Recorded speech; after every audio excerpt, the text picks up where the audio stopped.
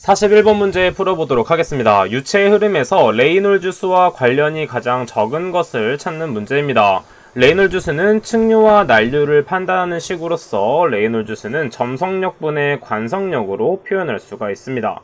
자, 그럼 관성력은 무엇이고 점성력은 무엇인지 보도록 하면, 점성력을 나타내는 것은 점성계수인 뮤로 표현할 수 있고, 관성력은 관의 직경 d, 그 다음에 유체의 속도 v, 그 다음에 밀도 로우로 표현할 수 있고, 이때 점성계수분의 밀도, 즉 밀도분의 점성계수는 동점성계수인 누로 표현할 수 있고, d, v 이렇게 표현할 수가 있습니다. 자, 그러면 각각 문제를 한번 풀어보도록 하겠습니다. 첫 번째, 관의 직경 포함되어 있고, 두 번째, 유체의 속도 포함되어 있고, 그 다음에 네 번째, 유체의 밀도도 포함되어 있습니다. 따라서 관련이 가장 적은 것은 관의 길이가 된다는 것을 알 수가 있겠죠. 따라서 정답은 3번이 되겠습니다.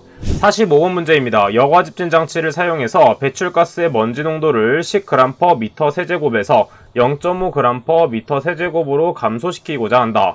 여과집진 장치의 먼지 부하가 300g/m 제곱이 되었을 때 탈진할 경우 탈진 주기 미니트를 구하는 문제로, 겉보기 여과 속도는 2cm/s로 주어져 있습니다. 자, 이때 주의해야 될 점은 단위도 맞춰줘야 되고, 이때 먼지 농도가 같은 단위로 존재하기 때문에 그대로 계산만 해주시면 되겠습니다.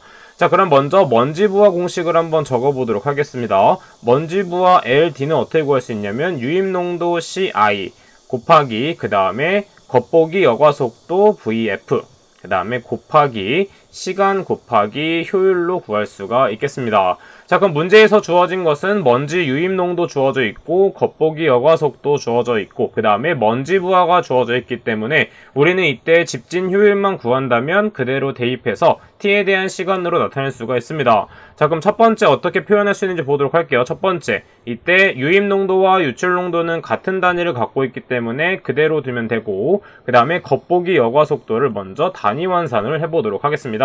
우리가 구하고자 하는 시간이 미니트 단위이기 때문에 미터와 미니트 단위로 환산해 보도록 할게요.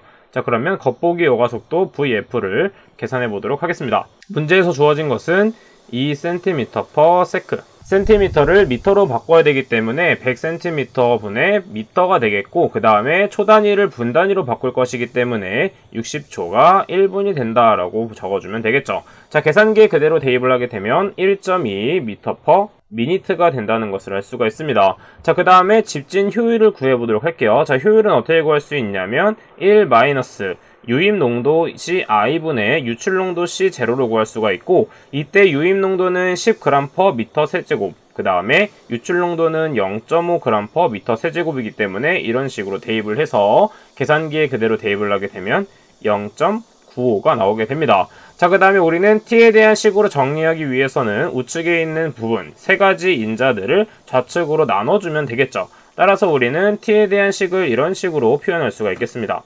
먼저 먼지 부하 LD는 분자에 들어가겠고, 그 다음에 유입 농도 곱하기 겉보기 여과 속도 VF 곱하기 효율이 된다는 것을 알 수가 있겠죠. 자, 우리는 단위를 다 맞춰놨기 때문에 인자를 그대로 대입만 해주면 정답이 나오게 됩니다. 따라서 먼지 부하 300, 그 다음에 유입 농도는 10이 되겠고, 그 다음에 우리는 환산한 값인 1.2, 그 다음에 효율 0.95를 대입해주면 되겠습니다.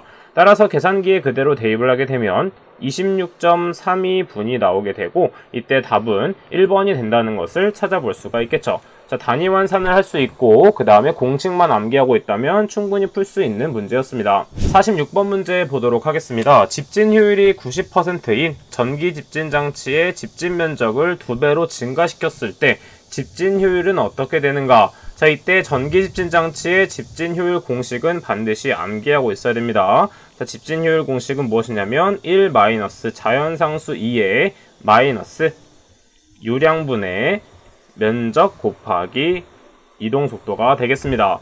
자, 이때 우리는 집진 효율이 주어져 있기 때문에 집진 효율을 이용해서 면적을 구하는 것을 한번 해보도록 하겠습니다. 자, 이때 지수를 내리기 위해서는 로그를 사용해야 되는데 이때는 독단적으로 존재해야 됩니다. 따라서 마이너스 2의 이 뒷부분을 좌항으로 넘기고, 이때 효율을 우항으로 넘겨서 정리를 해보도록 하겠습니다. 자, 그러면 좌항으로 넘기게 되면 2의 마이너스 Q분의 A 곱하기 W2가 되겠고, 이때 우항으로 넘겼으므로 1-2타가 되겠습니다.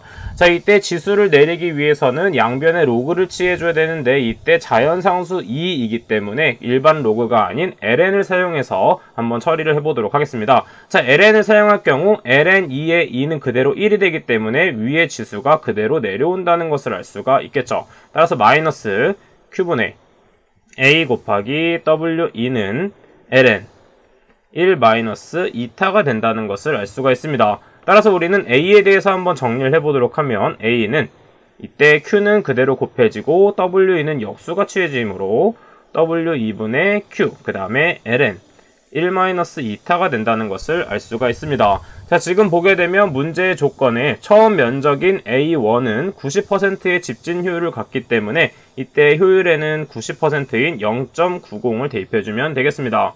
자, 그러면 우리는 두 번째 집진 면적은 무엇이냐면 2배로 증가되었기 때문에 A2는 어떻게 구할 수 있냐면 2배가 된 -2 W2분의 Q ln 1-0.90이 된다는 것을 알 수가 있겠죠.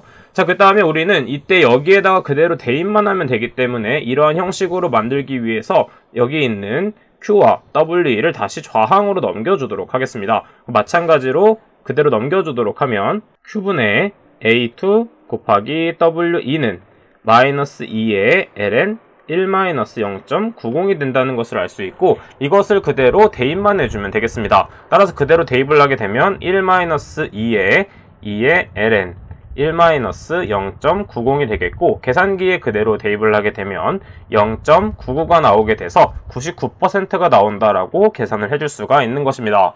따라서 정답은 4번이 된다는 것을 찾아볼 수가 있겠죠. 50번 문제 하나 체크해 보도록 하겠습니다. 다음은 어떤 법칙에 관한 내용인가? 휘발성인 에탄올을 물에 녹인 용액의 공기압은 물의 증기압보다 높다. 그러나 비휘발성인 설탕을 물에 녹인 용액인 설탕물의 증기압은 물보다 낮다라고 하는 것은 라울의 법칙에 해당되겠습니다. 자, 이때 보게 되면 중요한 법칙인 하나인 헨리 법칙은 무엇이냐면 난용성 물질에 해당이 되고, 이때 난용성 물질에 해당되는 것은 수소, 산소, 그 다음에 질소, 그 다음에 NO, NO2, CO, CO2가 있다까지도 같이 정리해서 암기를 해주시면 되겠습니다. 51번 문제 보도록 하겠습니다. 회전식 세정 집진 장치에서 직경이 10cm, 회전판이 9620rpm으로 회전할 때 형성되는 물방울의 직경 마이크로미터를 구하는 문제입니다. 해당 문제도 마찬가지로 우리는 공식을 암기하고 있다면 바로 풀어볼 수가 있겠죠. 자, 물방울의 직경 dW는 어떻게 구할 수 있냐면 회전수 곱하기 루트 반경, 그 다음에 200 곱하기 10의 4제곱이 되겠습니다. 자, 이것은 대입 단위와 도출 단위가 정해져 있기 때문에 반드시 단위를 암기하고 있어야 되는데, 이때 반드시 나오는 직경은 마이크로미터가 되겠고, 대입하는 것은 무엇이냐면 이때는 회전수인 RPM, 그 다음에 R에는 반경을 대입해주면 됩니다. 센티미터. 그래서 문제에서는 직경이 주어져 있기 때문에 그의 절반인 5cm를 대입해주면 되는 것이겠죠. 따라서 그대로 대입을 해보도록 하겠습니다. RPM은 9620, 그 다음에 루트 5가 되겠고, 200 곱하기 10의 4제곱이 되겠습니다. 자, 그대로 대입해서 계산기에 입력을 하게 되면 92.98 마이크로미터가 된다는 것을 알 수가 있겠죠. 그래서 문제의 정답은 1번이 된다는 것을 찾아볼 수가 있습니다. 52번 문제 풀어보도록 하겠습니다. 유해가스 처리에 사용되는 흡수액 조건으로 옳지 않은 것을 찾는 문제입니다. 해당 문제는 실기시험에서도 출제되는 부분이기 때문에 반드시 암기하고 넘어가 주셔야 됩니다. 자, 첫 번째, 용해도가 커야 된다. 맞는 보기. 2번, 휘발성이 작아야 된다. 맞는 보기. 3번, 점성이 커야 한다고 했는데 작아야 합니다. 따라서 틀린 보기이기 때문에 정답은 3번이 된다는 것을 알 수가 있고, 4번 보기도 정리를 해주면 되겠습니다. 그 다음에 추가적인 내용에 대해서는 교재를 참고해서 따로 정리를 해주도록 합니다. 60번 문제 보도록 하겠습니다. 후드의 설치 및 흡인에 관한 내용으로 옳지 않은 것을 찾는 문제입니다. 자, 해당 내용도 중요하기 때문에 반드시 암기를 해줘야 되고, 1번, 발생원에 최대한 접근시켜서 흡인해야겠죠. 2번, 주 발생원을 대상으로 국부적인 흡인 방식을 취한다. 맞는 보기가 되겠고, 3번, 후드의 개구 면적을 넓게 한다고 했는데 이때는 넓게 하는 것이 아니라 좁게 해줘야 됩니다. 따라서 틀린 보기는 3번이 되겠고 정답이 3번이 된다라는 걸 체크해주면 되고 4번 보기도 옳은 보기이기 때문에 같이 따로 정리를 해주시면 되겠습니다. 자, 그 다음에 추가적으로 하나만 더 정리를 하자면 에어 커튼을 사용한다 까지도 정리를 해서 암기를 해주도록 하겠습니다. 자, 이번 시간은 여기까지 풀어보도록 하겠습니다. 저는 그럼 다음 시간에 뵙도록 할게요. 감사합니다.